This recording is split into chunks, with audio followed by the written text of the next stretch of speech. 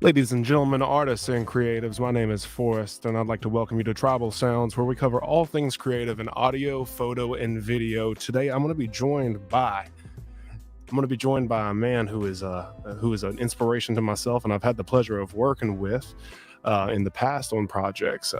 So I'm very excited to share with with you all his artistry and kind of pick his mind a little bit. And I'd like to introduce you over to Mr. Heretic himself.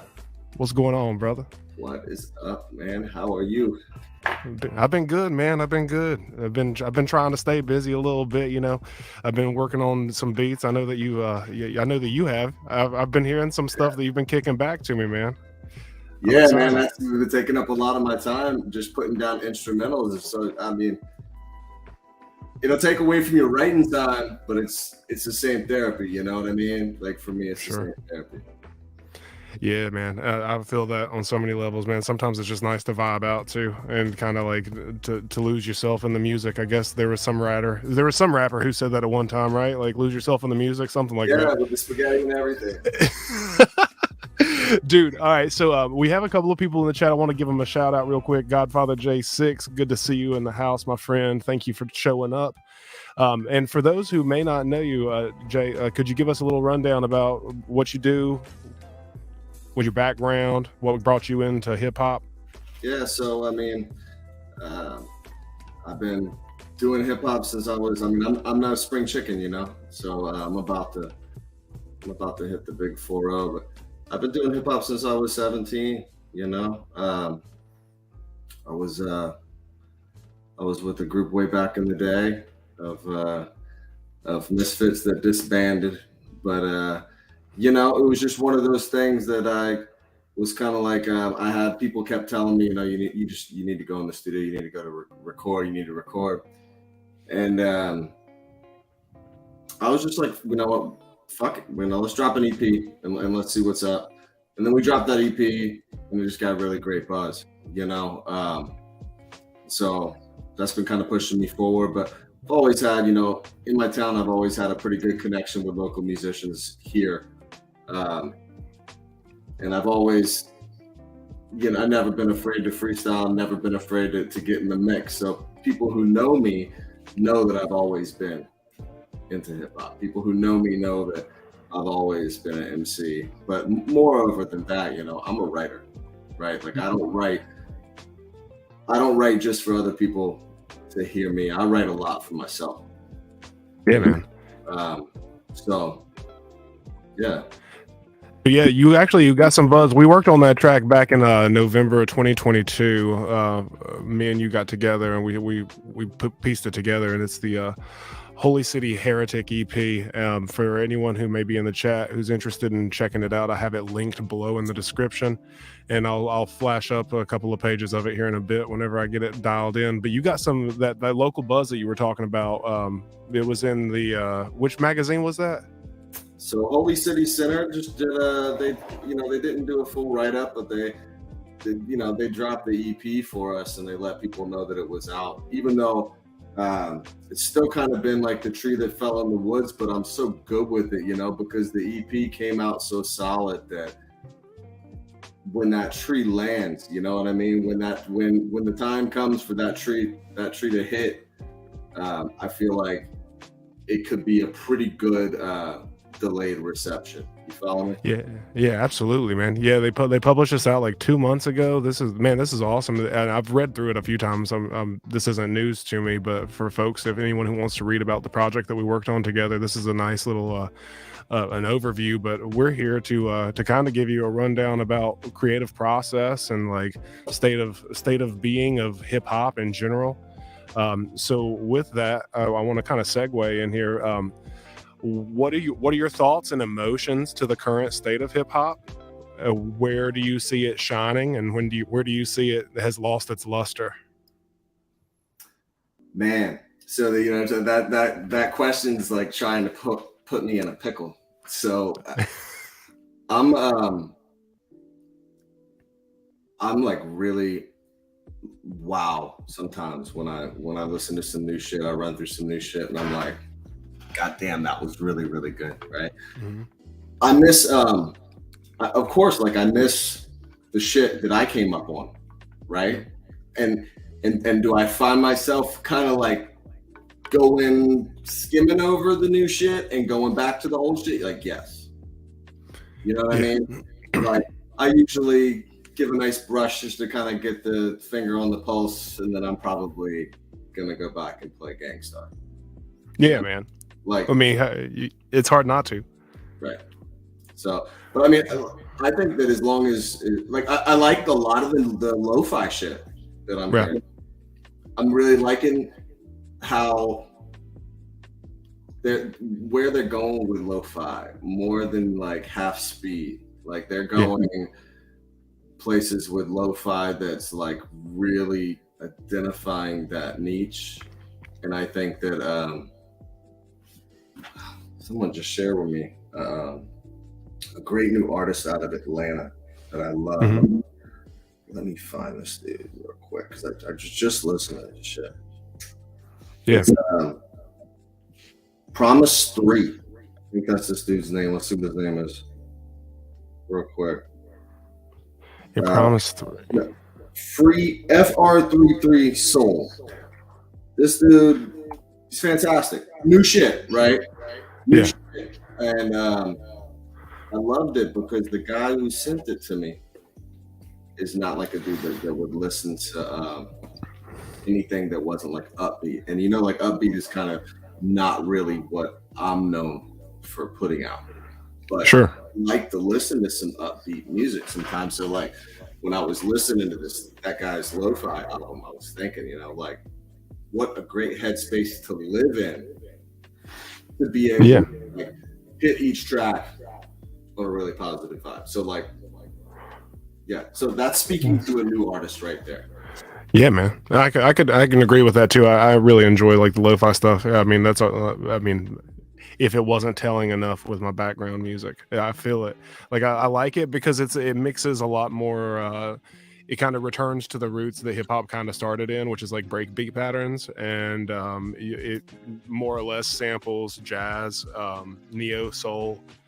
And it has a lot of like blues characteristics in it, so that's one of the things that keeps me going back to it. So I know that you mentioned like some of the older artists like Gangstar. What do you find now that evokes your inspiration? Like what are some things that you do to kind of like stimulate your mind to get into a writing space? This first, yeah. It usually comes first, and then, but not like honestly. I like to resonate with some feeling, some way that I'm feeling, right? Like, you know, like I'm not against cypher at all. Like, let me get all into that shit, right? But like shit that I love and like the craft of hip hop, like I love that, right? Like I just love crafting up shit that just sounds like, you know, how the fuck did he think of that? Like that's fantastic. But like similar to the project that you and I worked on, where I'm trying to put heart into music, it's really I gotta be in some way, right? Yeah, gotta be in some way. Like I gotta be upset a little bit, or I've gotta be pissed off enough that I'm thinking, you know, why is everyone else not pissed off about this? Like why? And whatever it is that's on my mind will convey, right? Nice. And that's just how it is. It's not like I'm like sitting back and like, okay, well, how am I going to craft up this verse on this topic? It's like, no, like once that topic is hot and fresh, it just goes. Yeah, man. And that's I don't know, man. There's not much of a process with it with me. I've never been one for really writing a whole lot, you know. Like I memorize most of the stuff that I do, or we say it off the cuff, and then if it sounded good on the cut, then of course we're gonna write it down. Exactly. Yeah, man. I think I had a note here. Albert Einstein said, "Creativity is seeing what others see and thinking what no one else has ever thought." So I liked that quote from him, especially because that's such a a vast mind, right? And it echoes back even to some of the things like I think Jimi Hendrix and tons of artists have mentioned things like this, but essentially how we write, we create something from nothing. And a thing that's always been relative to myself is when I speak, I create, and it's the rough translation of the word abracadabra. So I think that's like been hugely beneficial to me to escape what some people call writer's block. And like I've never really like struggled with writer's block. I thought I had it a couple of times, and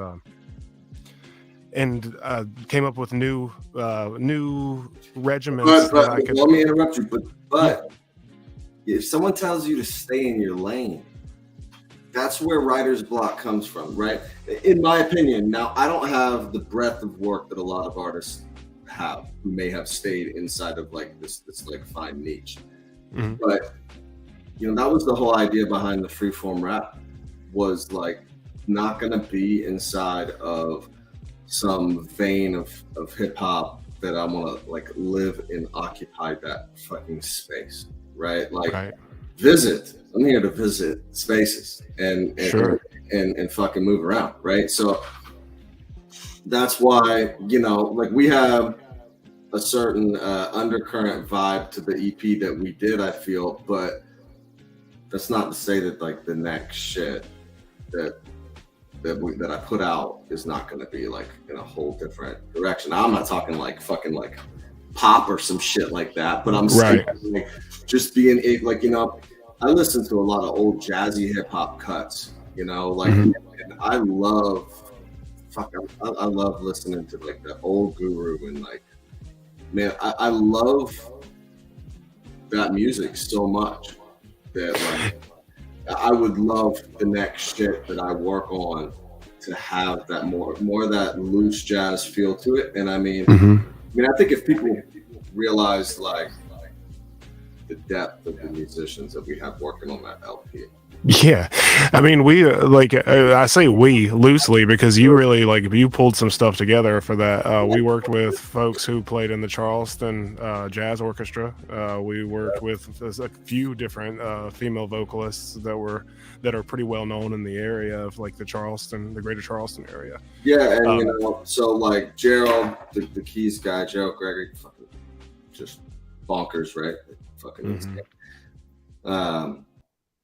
I want to collaborate more with that cat and get more on that kind of synchronized flow, because the dude, he's got so much, he can put so much bass in his keys that like he's almost the whole thing. Like he's almost for part of that project, one of the things that we did to save time for anyone who may be interested is we had the keyboard player, who is a very well versed keyboard player. We had them track MIDI, and we recorded those MIDI takes, and we just let them go. And then pull. You can't give them the whole sauce. You gotta give them some ingredients with the shit that's in the bottle. They can't tickle the keys. The bottle. That's true shit. Like you can't give them the sauce. It's fine. Yeah, that little piece, that'll be all right. That'll get somebody started at least. So I mean, the composition. That's exactly what we did, though. I mean, that was spot on. And then then the artist who if you're an MC and you're fortunate enough to get some great artists to come play with you, let them have their fucking choice between a bunch of different instruments and fucking noodle on those fucking instruments. You never know what's gonna inspire somebody. And one sound to me. Did you choose any of the instruments that he was originally on?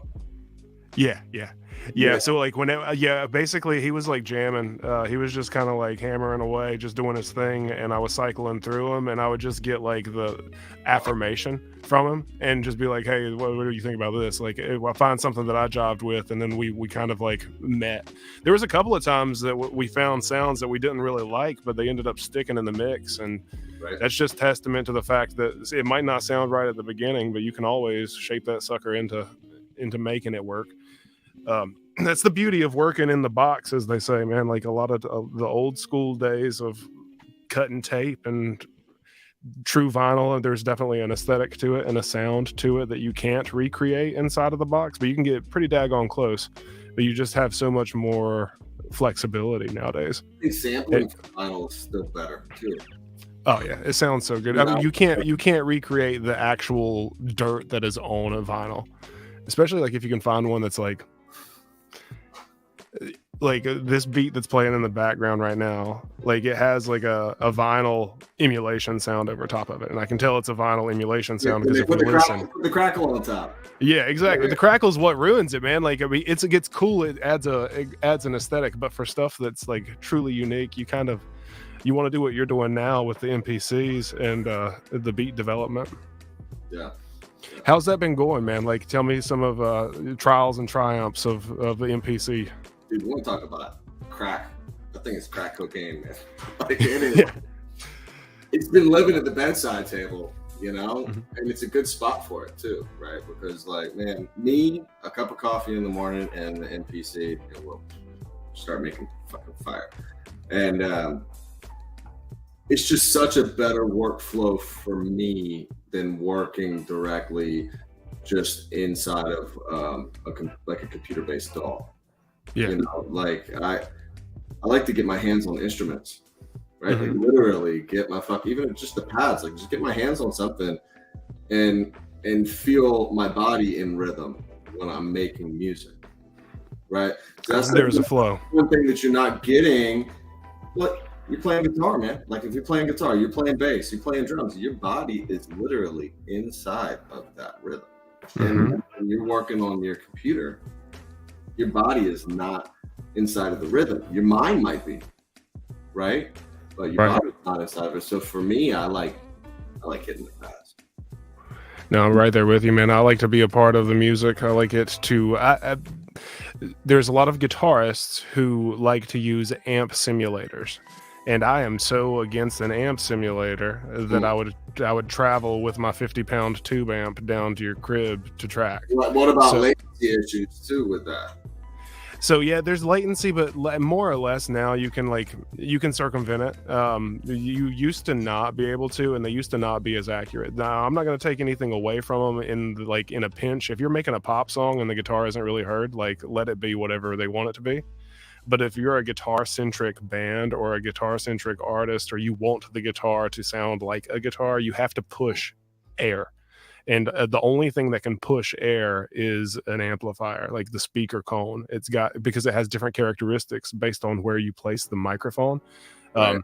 There's a lot of cool different techniques you can use. You can use I may have demoed that while I was down there with you, but basically you grab a flashlight, super bright one, you put it to the grill cloth, and you can see the cone, and you kind of like laser in, and you can adjust and make microphone adjustments to achieve different sonic properties, which is something that you can't necessarily do as easily inside of a digital domain. You gotta click a whole lot of buttons and move a whole lot of knobs, and in reality all you gotta do is move a microphone a half an inch, and you can create something that is completely maybe more compelling in ways.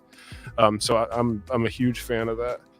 Well, I mean, also like when I love that style of recording, you know, like when you're doing that, if you're doing that in the creative process, you're also setting yourself up for this situation where it's like, you know, if you're going to start moving forward with more production stuff, it's going to be so much easier for you to start tracking bands if you're already miking fucking amps and doing it that way. You know what I mean? So that's something else you get out of that. Yeah, there's going to be a generation of lost artists in the production domain because so many people are drawn into just the digital beat making, simply because they're not getting that hand-on exposure of like knowing how to adjust the microphone or how to place one. Or even there's so many different ways. Or even like make drum loops and shit. Like there's a lot of guys that just like, and like I get it, right? But man, like a lot of these are just not even making drum loops at all anymore. They're just fucking pulling in loops all day. Yeah, all day, and that's a downside too because everything is so easily accessible now. So a lot of folks think, "Oh, I can do this, I can do that." Like, I mean, I'm a producer, but you don't see me producing a whole lot of my own music, simply because I do think that you have to be you have to put yourself in a space where you can just create and not worry about the stuff that we're talking about now. You can always revisit it and revitalize after the point. But whenever you're in the creative zone, at least for me, I need to just live there.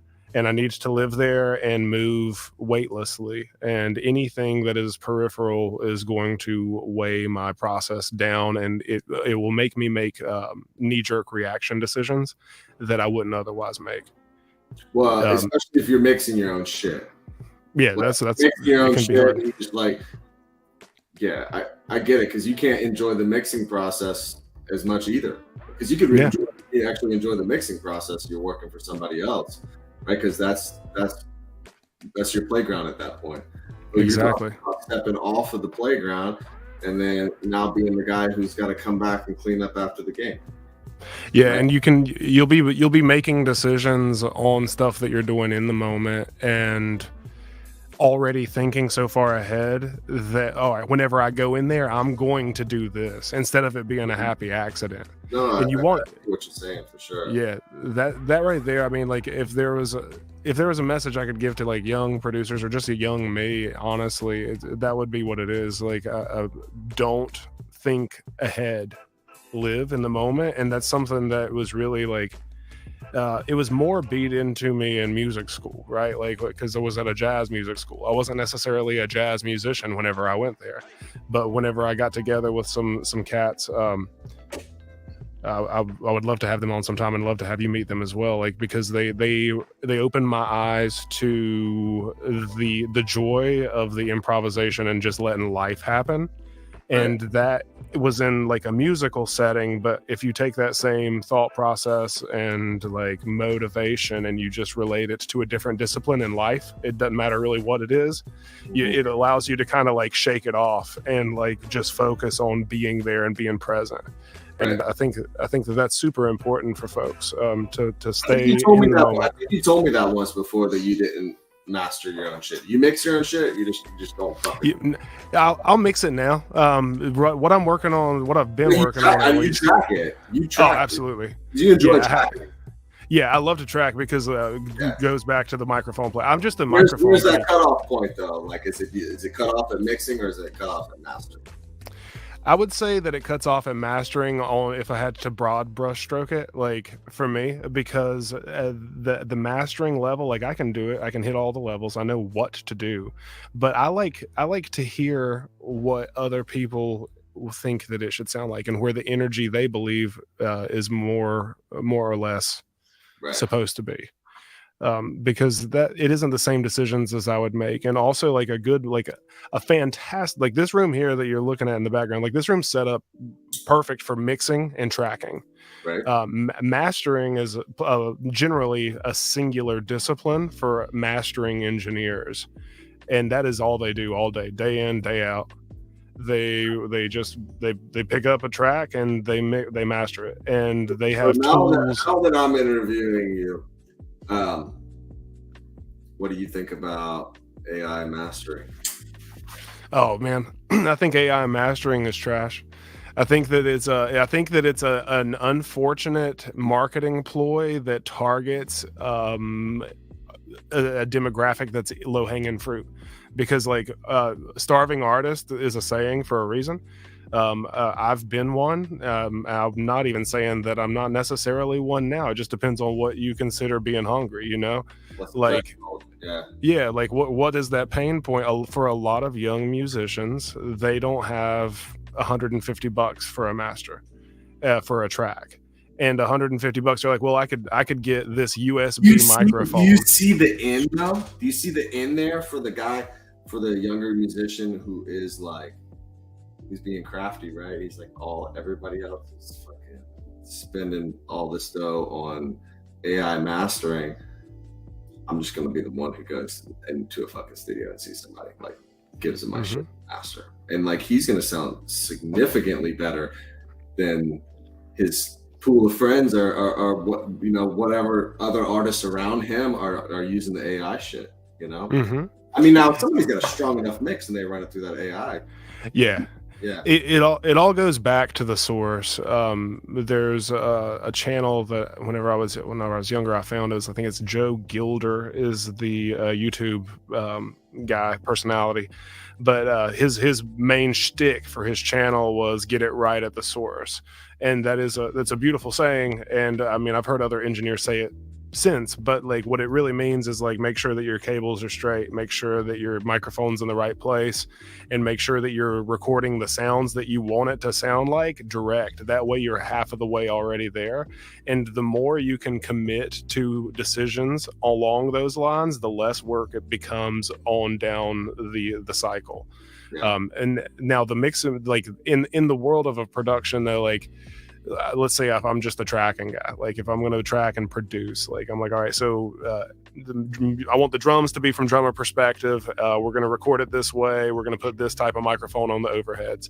We get that sound. We get the sound of the guitars. We're going to record it stereo so we can blend in the tones. We're going to get the bass, but it's going to be recorded through the bass amp as well as running a DI parallel to it. That way we can blend in those sounds. Like we're making decisions that can help us in the mixing stage, but that person might not have anything to do with the mixing stage. Right. So like the last project I worked on with like a jazz pianist, she's working on stuff for like Broadway. So we wanted to create a realistic piano. We created a piano that was variable so I could change it inside of the DAW, and that way we had flexibility later on down the line. Right. But we ultimately grabbed all of those things, and I was the tracking engineer. So I just grabbed the tracks and then I sent it off to North Carolina. There was a studio down there that took it over for the tracking process specifically for the vocals of a different artist. So then they send that stuff back to me, and then I get to make decisions, and I also got to give myself time in between.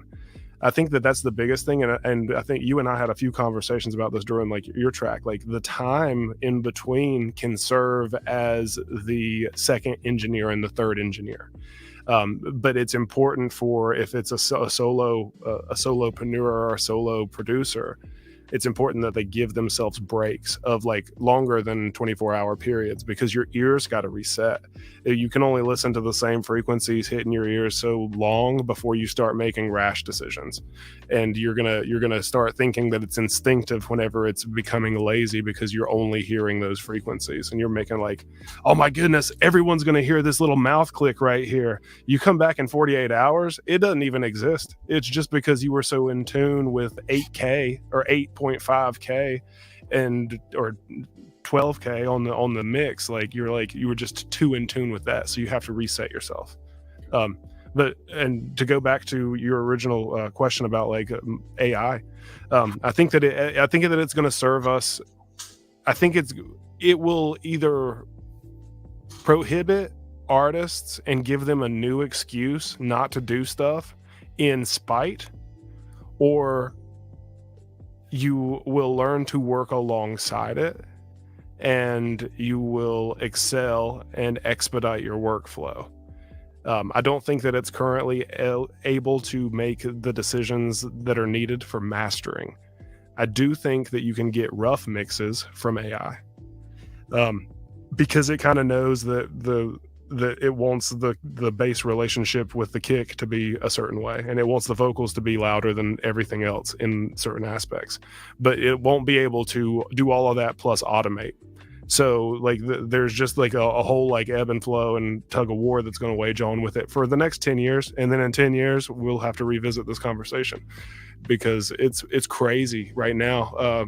I know that I use AI every single day in different disciplines. I use Chat GPT-4 regularly. I use Dolly for a lot of inspiration and graphic designs, because it's nice to be able to like put your words into like your words how you would say them, and then see what it spits back out at you. And then you can AI art is just it's something else, man. Like it's crazy. Like it's almost like its own little fucking consciousness. Like you start typing in this shit, and what you're getting back sometimes is just wild. Dude, oh my goodness. Hold on. If I could, I'm going to find this while we're talking because I've got to show you some of the funniest things that we've made, dude. I'll just be asking, like, I'll call up some random person and be like, hey, give me like 4 words real quick. And they're like, what? We I'm did. like, no, give me like I 4 did the words. album cover with the AI art. Dude, that's what we're going to see more and more of, man. I think, and that's really like what it's truly scary for. And folks who are scared of it the most that I've seen as a consensus is graphic designers. But graphic designers are getting ready to be able to harness this like no other because Adobe's making Adobe Firefly.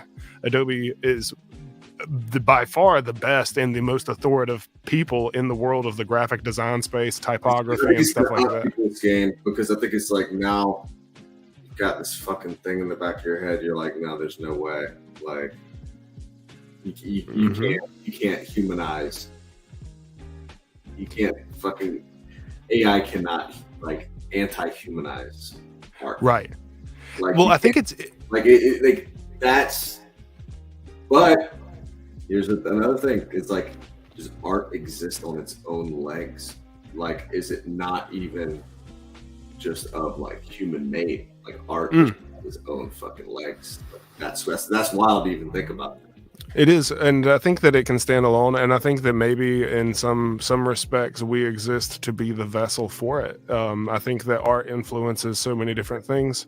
What the automated computer to just automate thoughts about shit, you know, they could do that. Like, yeah, you know, just constantly just cranking. It's creating. It's just constantly cranking out new shit. Like that's art just alive on its own, bro. Like. Nah. What's really cool, dude, so this is something that I've done. I've went on to Chat GPT and gave it a prompt. Been like, hey, do you understand this? It's like, yes.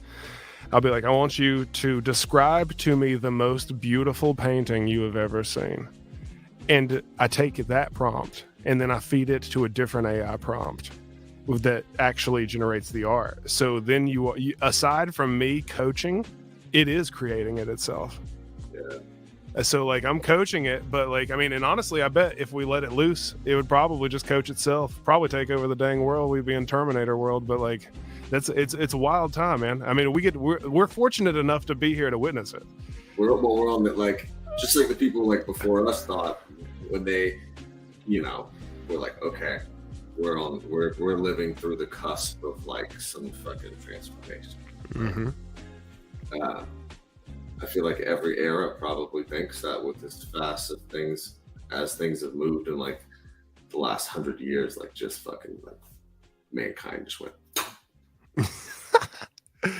Yo, I'm gonna show you this. This is one of my pride and joys that I created with AI. It's gangster. So just I'm trying to not hype it up too much. It's hard not to, because it's ridiculous. Put it on the screen. Yeah, here it goes.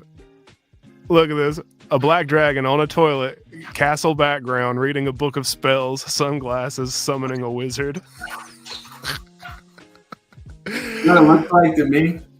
There used to dude. be this dinosaur like cartoon, but it was like puppet cartoon with the little baby dinosaurs, like not the mama. You remember that? Not the mama. Yeah. Oh yeah. Dinosaurs. Yeah. Dinosaurs. It looks like that little fucker. Yo, so I mean, like you can do all sorts. Like just for anyone who may not have played with any of these, like this is how I format like different things, like with a comma separation. Cyberpunk style girl, purple curly hair with a robot, hyper realistic 3D render. And I mean, if it didn't have the little watermark here down at the bottom, I wouldn't know that I wouldn't know that someone didn't create that. Yeah. And that, so like you can create icons. I've played around with all sorts of silly stuff. This was just, it does really bad at humans. So I tried beautiful woman writing poetry, candlelight, dark eyes, and you can see it gave her a wild like eyelash, and she's got like a she's creepy looking, bro. Yeah, I mean this is like a witch right there. Yeah. But yeah, there's so much cool stuff. This is one my kid got into, and I thought it was really cool. Titanfall video game robot cartoon fighting a monster.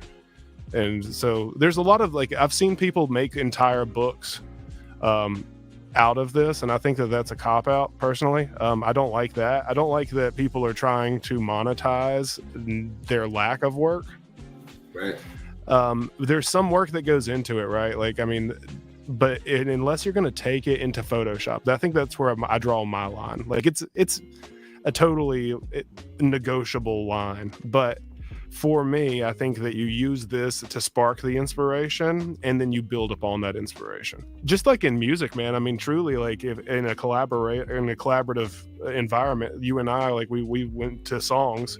You brought ideas, you handed them off, saying, "Hey, like, what do you think about this?" And then, like, I would reinterpret it and regurgitate it back to you, and then together we kind of found the happy places.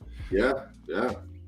I mean, So even with like some of the stuff instrumentally just didn't exist, you know. So like it was cool. I think we had most of the keys that we were in already. Mm-hmm. Right. So we knew what keys we were in before we started the project. But other than that, like that was a little bit. Yeah, that was pretty much it. There was nothing that we kept the original melody for. No, I dig that too. Like that's for me, that's a fun writing exercise and like a fun like creation exercise in a lot of ways, because like if you say, all right, I'm not going to build a complete box, but I'm going to build a wireframe, and I'm the armature. Yeah.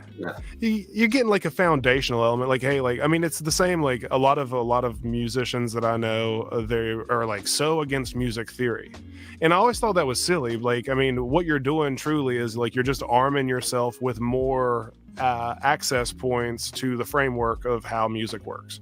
And then what's cool about it is you say, I like this piece and I like this piece. I'm going to smash them together.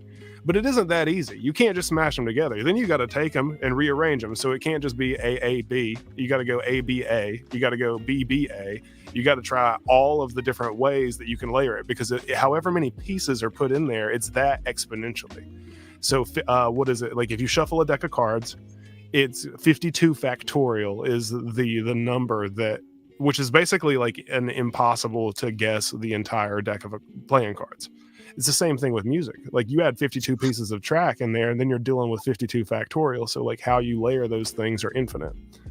So it's a nerdy little just aside right there, but man, I dig it. I guess let's see here. We got someone else in the chat. What up, KD, brother? KD's an awesome person. KD's actually in the industry out on the West Coast somewhere. So having him be a part of the streams is always awesome, and appreciate the support.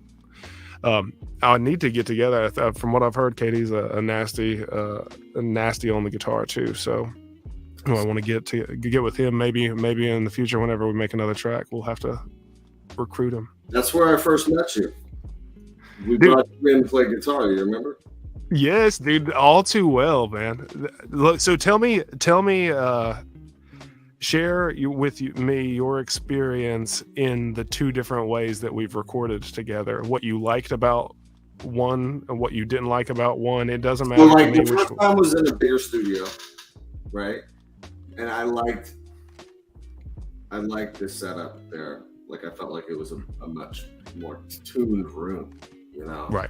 But I liked what we did here because of the kind of connection it created over that week, you know, like that it really felt good, even though we were pushing it like every night, right? Because we're trying to capitalize on time.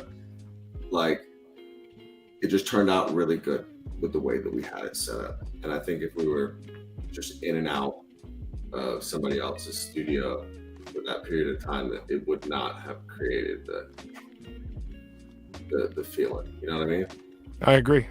And I think that for me, and like for what I hope to deliver to people as just an artist to other artists, strictly, like no labels on any of it, like just an artist to an artist, I like there to be an open form of communication, and I like there to be room for error, because I think that there is beauty in error, and we experienced that with early reflections, you know, in the recording space that we did.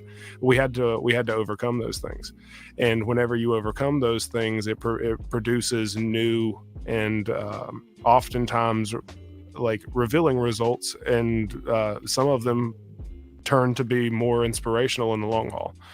Now, having said that, like I've worked in like big studios, like with the one that we had worked at in the past, and a couple of other ones, and like it's got a different vibe, and it's a new thing. But also, they're charging you like to plug up your guitar, like you're on the clock right then and there. I like to do things that are more like, hey, well, this is what we're going to do. We're going to get together. We're going to shoot the breeze. And every now and again, we're just going to take a break and talk. Because for me now, to add a label to it, for me as a producer, like I need to talk to you. I need to know you.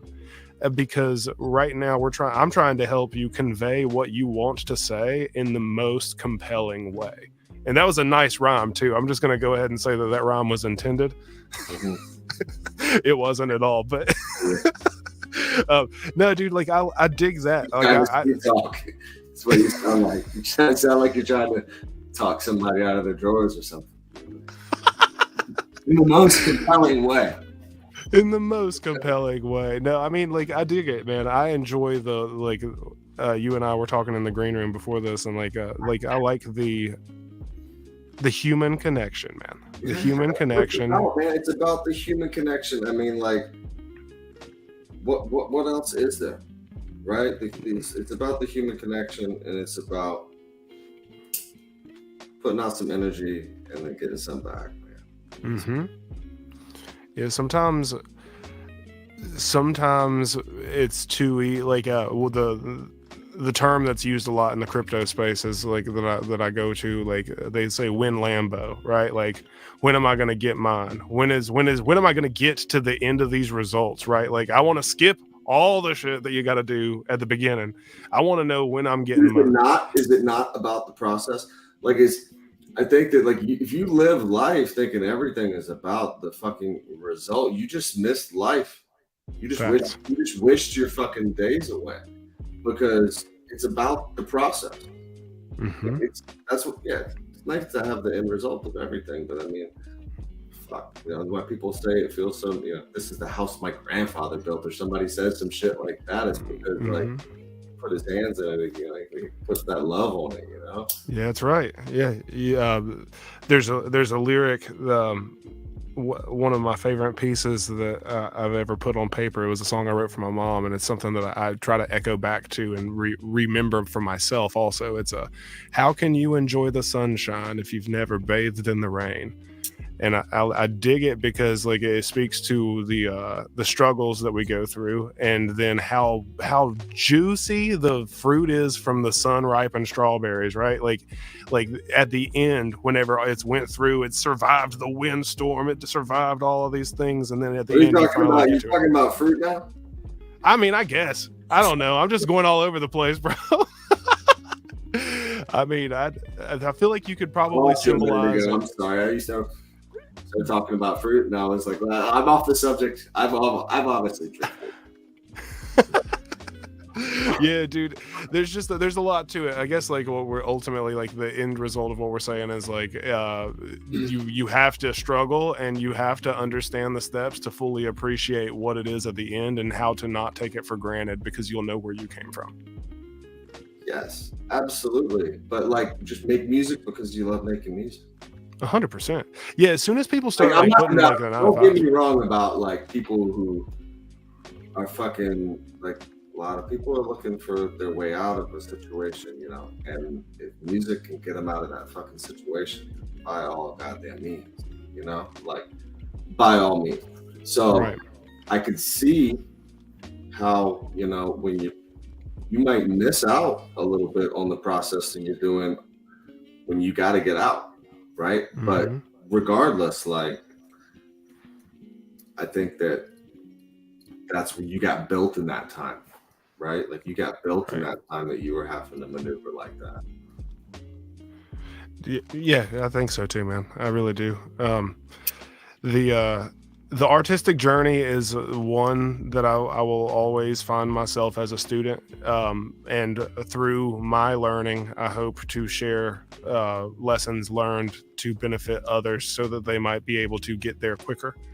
But I guess for me to kind of like round it all up, I would say that, like, don't don't just look for the shortcuts, right? You could press up, triangle, down, X, left, L1, right, R1, and it might get you all the ammo, but then you might not be able to auto save, right? Like, yeah, or you might not be able to switch gears either, right? Like, because right. man, like, I start getting behind the bass guitar and drum line, I'm starting to love that. Like, I'm starting to, so like, I think that if you're living inside of any genre of music, but let's just talk about hip hop, man. You're living there, man. I love living like all through it. The instrument, everything, that's there.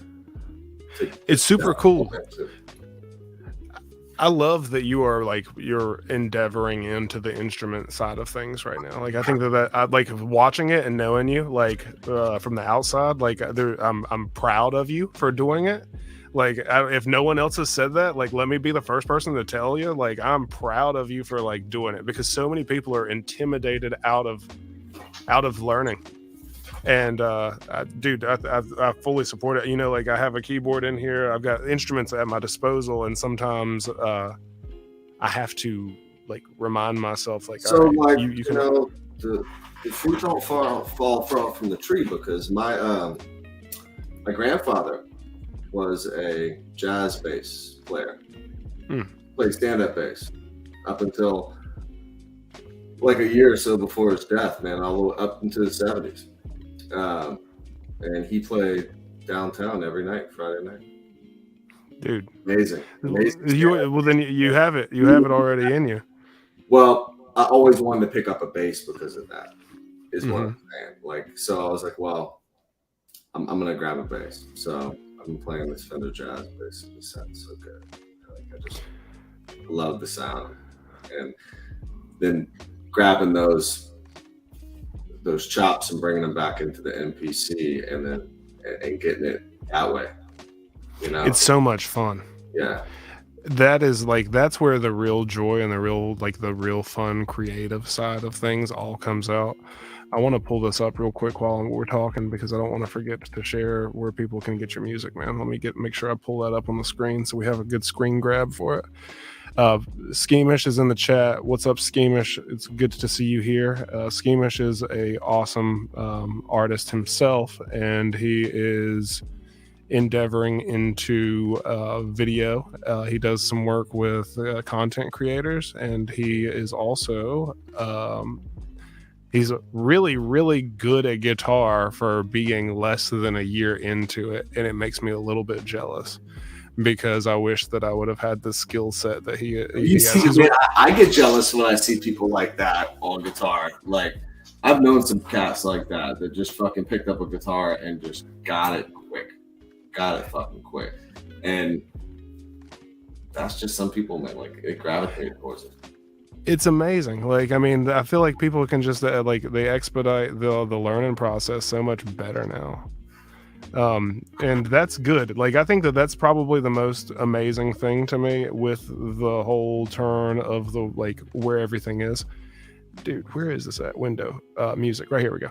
All right, boom, boom. So for anyone in the chat or anyone in the future viewings of this stream or wanting to check out the Freeform Rap EP from the Heretic EP rather, this is Jay's project, and this is something that he and I spent a good amount of time on in collaboration. Some of the title tracks here, some folks have had really positive reception of several of them, but ones of note: Eternal Revolution, Miracle, Leviathan. I like Godism still, because there's an emotional envelopment that song overtook me with. I just had it was a tough one for me, so I love that one. And that way, everything's good on the track, man. I couldn't be more proud of your project for you, dude. It was a blast to work on. And, oh man, likewise. I had a really good time. Yeah, and it was good. Like, and big shout outs to you and yours for being so welcoming to me. Like for like, that was an awesome just experience all in all. Like, shout out to you for being the gypsy man. Like, show up with the studio, bro. It did show up with the fucking studio, and it's funny. Since then, I'm like, this place has got some decent reverb in some of these spots. Like, I've been doing some slap back, like bounce back off of the wall, and it's not bad for what it is. You know? No, not at all, man. It's really cool to just walk around a room and snap your fingers and hear how it interacts with it. Also, something to try in that space. Record everything and like get your mix ready. Then set one of the speakers pointed up at the tall part of the ceiling, and put a microphone like how we like boomed it out over. Yep. Play the music up to the microphone, past it, so the head's here. The music's coming up from the bottom. It bounces off the roof and comes back here, and then you can use that as like a crazy effect. So it's something to try out. They've been doing that since like way back Led Zeppelin days. They used to play. That's how they used to make reverbs, artificial reverbs then. Right. So some cool stuff to try, man. Yeah. Gypsy man, dude. You were Okay. like a gypsy. I mean, like, Dude, yo, you like look like you were moving. You know, like you were full. You were full. Yeah, I mean, I remember I was trying to get a suitable vehicle for the travel, and like dealing with Enterprise was just a nightmare. I was like, I'm not doing this. And sure enough, I know how much of a studio you can fit in a Subaru, y'all, and you can fit a lot. Oh my goodness. But man, I want to give you the mic for a minute, man. Is there anything like whenever you create something and you leave it behind, what do you want for people to interpret it as or take from your art whenever they are experiencing it for the first time in the future? Yeah, I mean, I don't know, man. I'm trying to put out my stream of consciousness, right? Like I'm trying, like calling a spade, you know, seeing things for how they really are, you know. And as far as the time capsule that I'm leaving behind, man, there's gonna be so many of them, you know. There's gonna be a lot of fucking time capsules.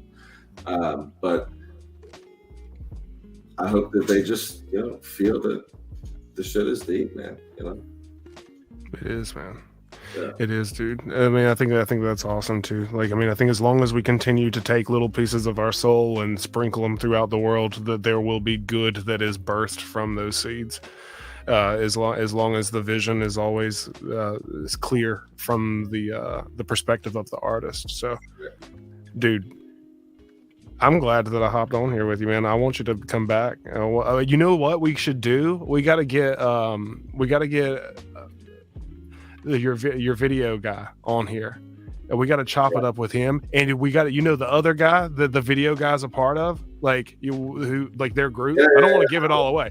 We should get on there with all of them and talk about music and how it relates to all of those things. Yeah. So we'll definitely do this again, brother. And shout outs to everybody who joined in. I've seen Schemish, KD, Godfather J6. Thank you all for being here. For anyone who checks this out in the future, know that this is a space where you can come and chop it up. We can talk music and artistry in general. Look at this. KD knew exactly which song I was referencing. When the Levee Breaks, Bonham style. That's exactly it. KD, you get like with the reverb thing you're talking about. Yeah, dude. Yeah. So KD, you win. If I hadn't already given you a ranch as a moderator, you would win a ranch. But well, I'll at least get you some food whenever we get together, because that's dope that you got that. All right. Well, we're gonna close up shop here again, ladies and gentlemen, artists and creatives. My name is Forrest. I'm here with Heretic J, aka Freeform Rap, aka check out his EP released in 2023 with Tribal Sounds Production, and you can check out that link. It's in the description of this video. Be sure to show that some love and hit spin on it and listen to it. I think you would be very, very, very impressed. Until next time, peace. Peace.